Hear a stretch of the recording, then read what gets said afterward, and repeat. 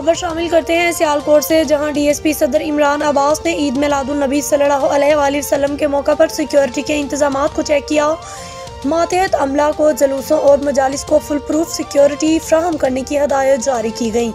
ज़राए के मुताबिक डीएसपी सदर इमरान अब्बास ने 12 रबीउल अव्वल के रोज़ इलाका के हंगामी दौरे के दौरान सिक्योरिटी के इंतजाम को चेक किया और पुलिस जवानों को हदायत जारी की कि सिक्योरिटी के मामले पर किसी किस्म की कोताही बर्दाश्त नहीं की जाएगी। मसाजिद में होने वाली महफिल मिलाद में शरीक होने वाले शुरा को सिक्योरिटी फ्राहम करना हमारी ड्यूटी में शामिल है और शेर जवान अपनी जिम्मेदारी नहायत ही ईमानदारी और फ़र्ज शनाजी के साथ अदा करें।